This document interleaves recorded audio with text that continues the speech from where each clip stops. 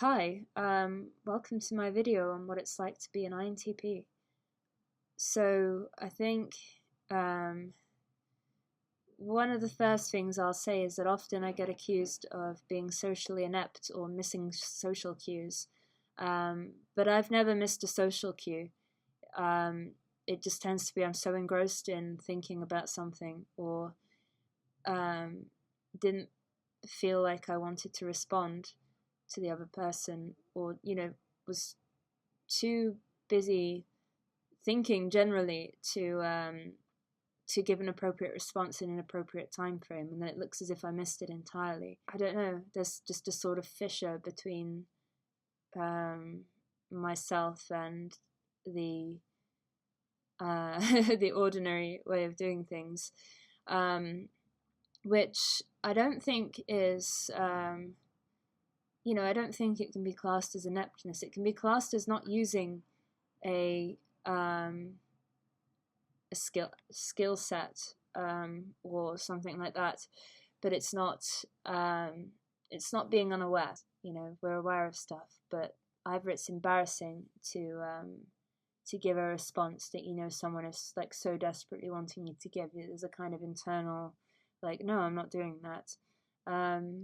Or it feels as if it's compromising you in some way, and then there's also just the fact that a lot of the time stuff isn't very interesting. With like socializing now, it's all in or all out. You never really have any stable community or any real community, and so you're either entirely around people or you're entirely alone. And but the all in, and I guess that's kind of my intensity of thinking generally. I'm kind of annoyed because I'd already recorded this and then realized I hadn't actually recorded it. So this part I'm having to re-add and regurgitate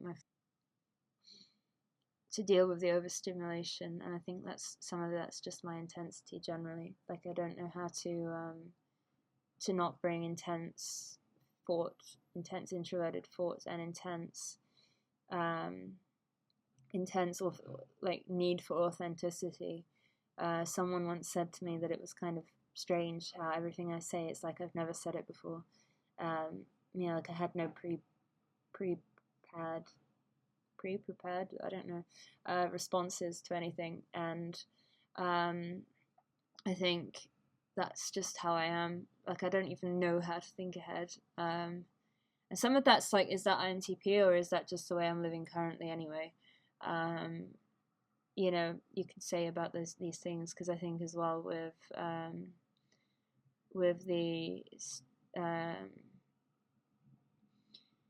the other problem with INTPs is being too open-minded, and I feel like I'm not giving as good an explanation of these things as I did previously, but my video didn't record it, so what can I do about that? It's the problem is you're so open-minded that these days you really have to attach onto something. There needs to be a sort of defined area in which you can live a life, and then the tensions and then the kind of containment of that life actually create it into a life. And that's not a really good explanation, but my previous one was far better, trust me.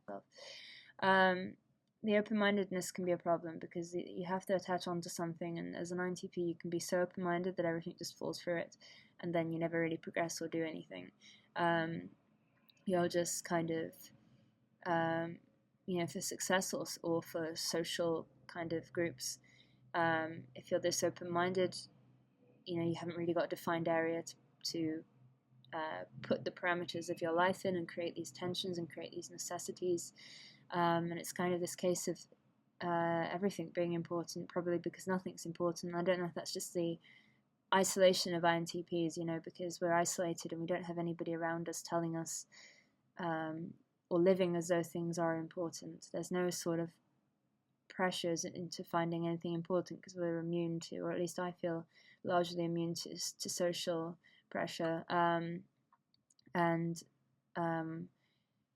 It's kind of like a all or nothing sort of thing, and it's like there's that entire openness and then there's that shutting down of like apathy, and that can be a problem as an INTP. I think also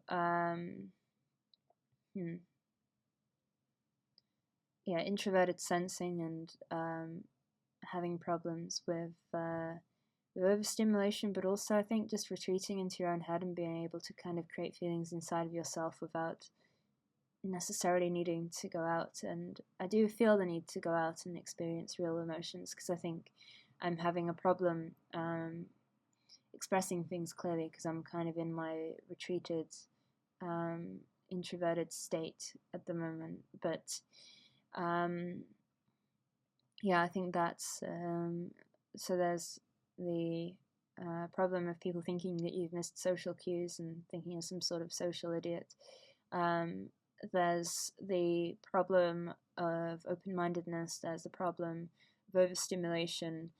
There's, it can be quite nice though, when you realize that you're an INTP and you realize that the way that you think this way because you think this way, and you can kind of make emendations to that. And I think as well, when you see people who are also thinkers but getting things done, like when you meet ENTJs and you meet INTJs, and then you're like, right, okay, how can I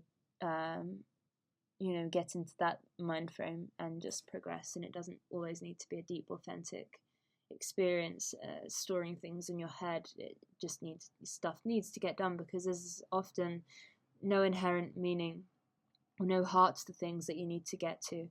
That's created over the top of it when you actually create or do the thing in the first place. And I think that's a problem for INTPs, is just doing something and the life coming from it. It's a kind of problem of overcoming idealism, really. You need the experience and the material on the ground first to kind of build a life up from that. You can't do it from your head top down. And I think in modern life we're often compelled to do that. And I think as isolated people, we're compelled to do that, because there's nobody telling you and there's nobody creating it for you, or at least you're not aware of it, So I think definitely INTPs should start considering, in a broad sense, a kind of I don't know, because we are quite empirical when it comes to social stuff, right? Be an idealist socially and be an empiricist with everything else that you do. Because I do tend to try to, often I'd say stuff and people would think it was inappropriate or just weird and a bit like in university. I always had a bad time in seminars. I was more immature at the time, and also kind of I liked being edgy and drawing attention to myself in that way. But I think that I'd say stuff and just hope that I didn't know if it was true or not, and I didn't know, I hadn't really thought the thought out. I just say it and hope that some sort of dialectical process kind of refines it, and someone else says something, and someone else says something, and I take what they've said and I take what this person said, and I'd learn something and develop that way, kind of in this extroverted sort of intuition way. And that people thought that was extremely weird and didn't like it and got very offended, and professors are always irritated by me. University is terrible anyway. Like it's great because use it for all it's worth. But be aware that you're there to use it. It's not going to help you in any way. It's not there for truth. It's not there for authenticity. It's not there for. No one's going to teach you. Nobody's going to save you. Nobody's going to provide you anything. You need to use it as a platform to get where you need to be in life, and that's what the university is for. It's not for any great enlightenment visions of learning, which idiot me had a while ago, but or at least before I set out for university, and then I'd kind of go in and out of these ideals, and I don't know. I'm very INTP, right? I'm kind of weird and awkward and speak in a monotone, which I don't know how to change. That's just the way it is. And this is kind of an empirical process in itself. I'm making my first video and seeing what happens, and hoping that I refine the process in the meantime. But there's that problem as well. I think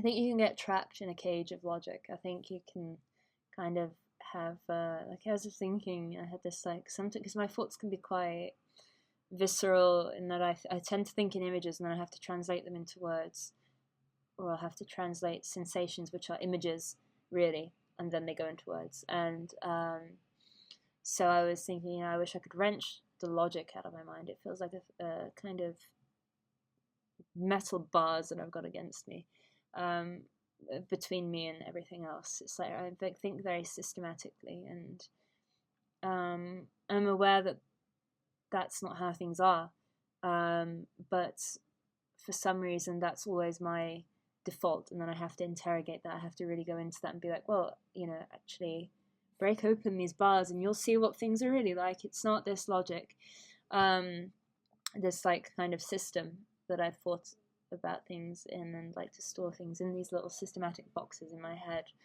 which I said that once to somebody, and like, oh, a mind palace. And I was like, well, not really. I mean, yeah, kind of, but it's more of, I don't know, it's like having folders in your head, and I'm not sure if everybody thinks that way or if it's just INTPs. I think also, what else is it like being an INTP? So one of the things that I hated about an INTP I dated, which, strange, I've dated three INTPs, and it was, I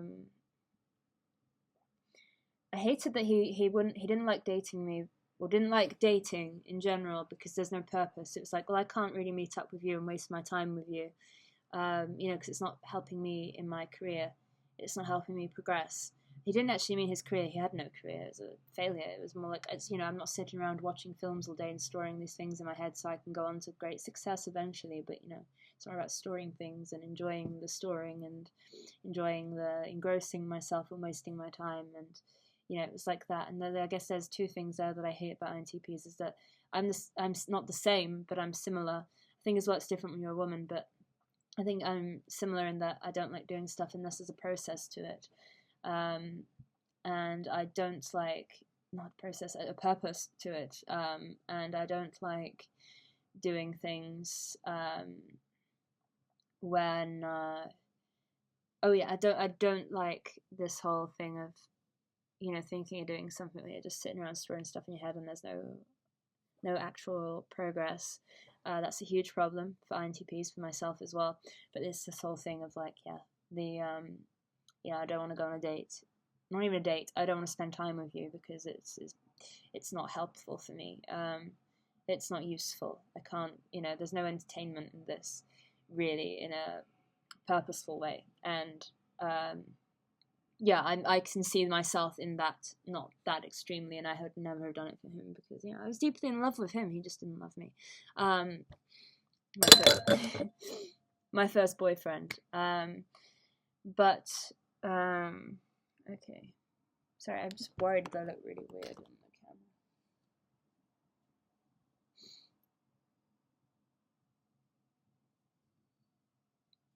the camera. I think also not thinking it necessary to express, not thinking that it's necessary to express emotions overtly. Whether that's that you believe people are mind readers because your own thoughts are so intense that surely other people should be aware of this because it's normal for everybody, and you know you're perceptive, or you're used to thinking you're not perceptive, and so other people must be more perceptive, and they should see inside of you and see how you actually feel and respond to stuff. But people don't. You have to actually say and express stuff. That's a huge problem as an INTP. Probably as a female INTP as well. But this lack of being able to express things, or lack of feeling that it's necessary to express something, because you've already thought about it, so why bother?